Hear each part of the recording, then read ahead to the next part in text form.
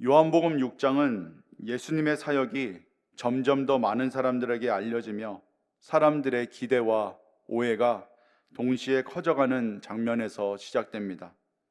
병자들을 고치시고 말씀으로 생명을 일으키시는 예수님을 따라 큰 무리가 갈릴리 바다 건너편까지 모여듭니다. 1절과 2절은 이렇게 말합니다.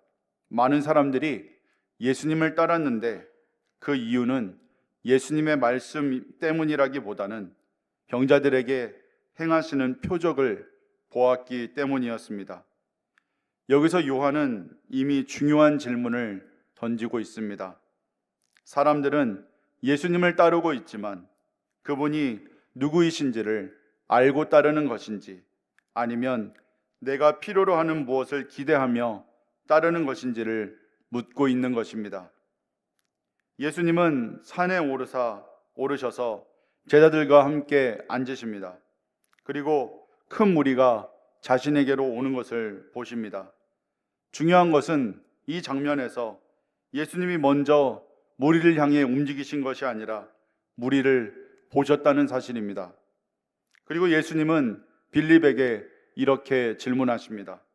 우리가 어디서 떡을 사서 이 사람들을 먹이겠느냐? 요한은 곧바로 이렇게 덧붙입니다. 이렇게 말씀하심은 친히 어떻게 하실지를 아시고 빌립을 시험하심이라. 예수님의 질문은 정보를 얻기 위한 질문이 아닙니다. 방법을 몰라서 던진 질문도 아닙니다. 이 질문은 제자들의 시선이 어디에 머물러 있는지를 드러내는 질문이었습니다. 빌립은 즉시 계산합니다. 각 사람으로 조금씩 받게 할지라도 200데나리온의 떡이 부족합니다. 빌립의 대답은 틀리지 않았습니다. 현실적이고 합리적이며 책임감 있는 대답이었습니다. 문제는 계산이 아니라 계산이 전부가 되어버린 시선이었습니다. 그때 안드레가 한 아이를 데려옵니다. 보리떡 5개와 물고기 2마리. 그러나 안드레도 곧 이렇게 말합니다. 그러나 이것이 이 많은 사람에게 얼마나 되겠사옵나이까. 아이의 헌신은 소개되었지만 여전히 기대는 없습니다. 이 장면에는 믿음과 계산이 함께 있지만 아직 누구도 예수님의 손을 기대하지는 않습니다. 이때 예수님은 말씀하십니다. 이 사람들로 앉게 하라. 예수님은 없는 것부터 보시지 않으십니다. 부족함부터 따지지 않으십니다. 지금 여기에 있는 것, 그리고 그것을 하나님께 올려드리는 자리로 이끄십니다. 예수님은 떡을 가져 감사 기도를 드리신 후 나누어 주십니다. 그리고 놀라운 일이 일어납니다. 모두가 배불리 먹고 남은 조각이 12바구니에 가득 찹니다. 여기서 중요한 점은 기적이 어떻게 일어났는지를 설명하지 않았다는 것입니다. 요한은 방법보다 의미에 집중합니다. 이 기적은 단순히 예수님은 많은 사람을 먹이실 수 있다는 이야기가 아닙니다. 이 장면은 우리에게 이렇게 말합니다. 예수님은 내가 계산한 한계를 넘어 하나님의 풍성함으로 일하시는 분이라는 사실입니다. 사람들은 자신들의 필요가 채워지자 즉각 반응합니다. 이는 참으로 세상에 오실 그 선지자라. 그리고 그들은 예수님을 억지로 왕으로 삼으려 합니다. 왜냐하면 배부르게 해주는 왕, 문제를 해결해주는 지도자는 언제나 환영받기 때문입니다. 그러나 예수님은 그 자리를 피하십니다. 예수님은 군중의 기대를 채우는 왕이 아니라 하나님의 뜻을 이루는 아들이시기 때문입니다. 요한복음 6장 1절에서 15절은 기적의 크기를 보여주기 위한 말씀이 아니라 믿음이 어디서 시작되어야 하는지를 가르치는 말씀입니다. 이 본문 앞에서 우리는 2가지 시선을 봅니다. 제자들의 시선은 계산에 머물러 있고 예수님의 시선은 하나님께 올려지는 자리에 머물러 있습니다.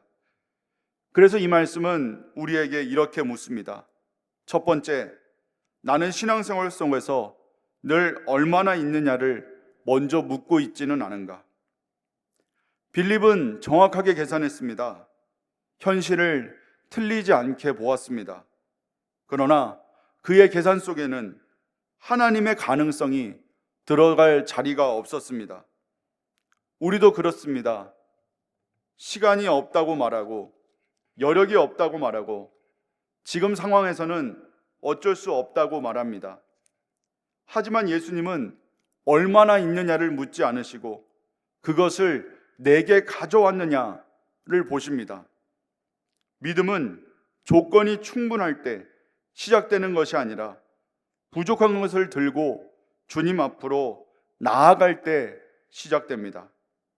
두 번째, 나는 예수님을 문제를 해결해 주시는 분으로만 따르고 있지는 않은가?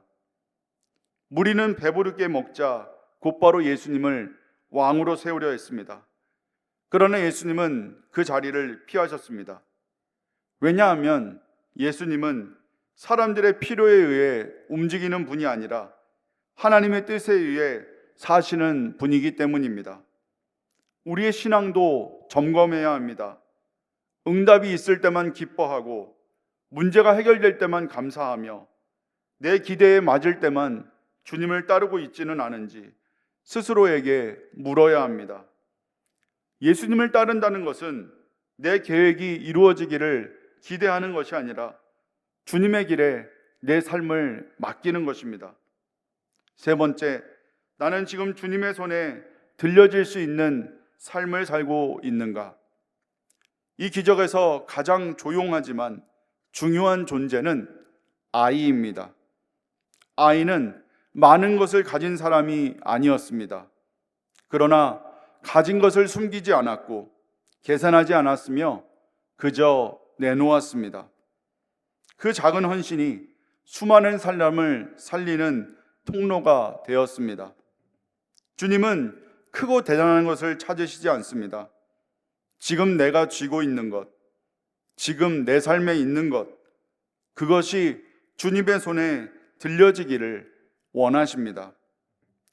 요한복음 6장은 이렇게 우리에게 말합니다.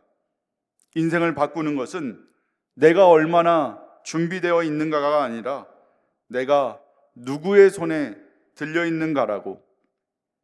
제자들의 계산은 한계를 말했지만 예수님의 손은 풍성을 드러냈습니다.